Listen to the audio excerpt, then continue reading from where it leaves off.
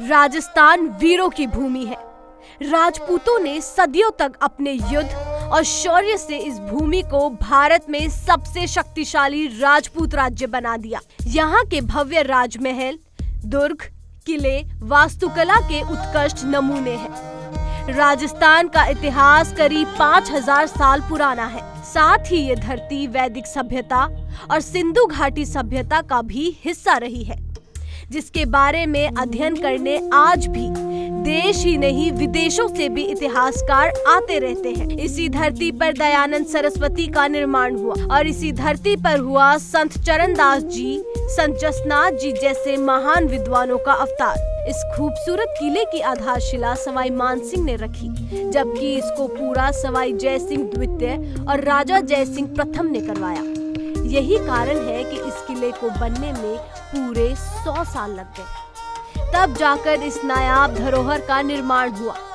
ये किला राजपूत और मुगल शैली में बनवाया गया है। यहाँ के बाग बगीचे, दीवाने खास चित्र शैली से भरपूर प्रवेश द्वार आकर्षण के मुख्य केंद्र हैं।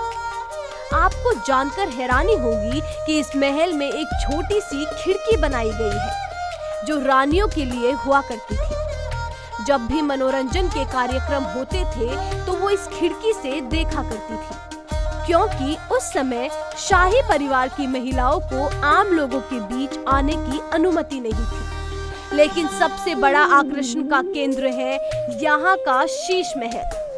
शीश महल की दीवारों को कॉनकेव शीशों से उकेरा गया है। इसकी नक्काशी को इस तरह से सजाया गया है कि एक लाइट भी जला दी जाए तो शीश महल पूरा जगमगा जाए। ये विदेशी सैलानियों का ही नहीं बल्कि बॉलीवुड के निर्माताओं की पसंदीदा जगह भी है। यहाँ कई बॉलीवुड मूवीज की शूटिंग भी होती रहती है। कछवाहा राजवंश की आराध्य देवी है शीला माता, जो आमेर महल के प्रांगण में विराजमान है। शीला देवी की ये मूर्ति महिषासुर मर्दिनी के रूप में बनी हुई है। इतिहासकारों और स्थानीय लोगों का कहना है ये मूर्ति एक शीला के रूप में मिली थी। बस इसीलिए इस देवी का नाम शीला देवी रखा गया। ऐतिहासिक जानकारी के अनुसार आमेर के तत्कालीन शासक राजा मानसिंह प्रथम शीला देवी की मूर्ति को एक युद्ध के दौरान लाए थे।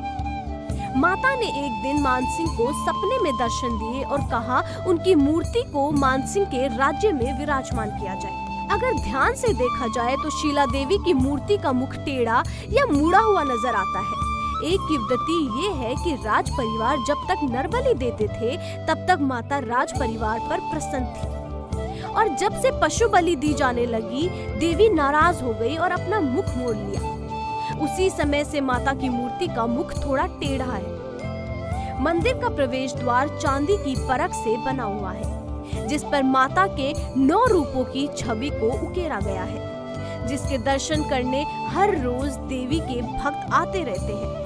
कहा जाता है 1947 से पहले इस मंदिर में देवी को प्रसन्न करने के लिए पशु बलि दी जाती थी और मदिरा को चरणामृत के रूप में दिया जाता था। लेकिन आजादी के बाद रजवाड़ों का राज नहीं रहा और पशु बलि पर रोक लगा दी गई। शीला देवी मंदिर के बाद बीच में भैरव जी की मूर्ति भी है। इसकी स्थापना करने के पीछे कारण बताया जाता है कि माता के दर्शन तभी सफल होंगे जब भैरव जी के दर्शन किए जाएं। इसी कारण श्रद्धालु देवी के साथ भैरव जी के भी दर्शन करते हैं।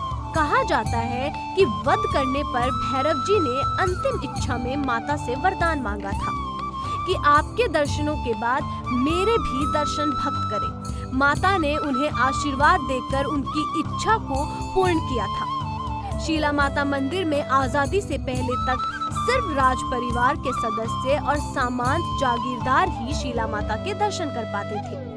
वहीं अब रोजाना सैकड़ों भक्त माता के दर्शन करते हैं। चैत्र और अश्विन नवरात्रि में तो माता के दर्शनों के लिए लंबी कतारें लगती है और छठ के दिन मेला भरता है, जहां आस्था में डूबे लोग अपनी मनोकामनाएं पूरी करवाने आते हैं।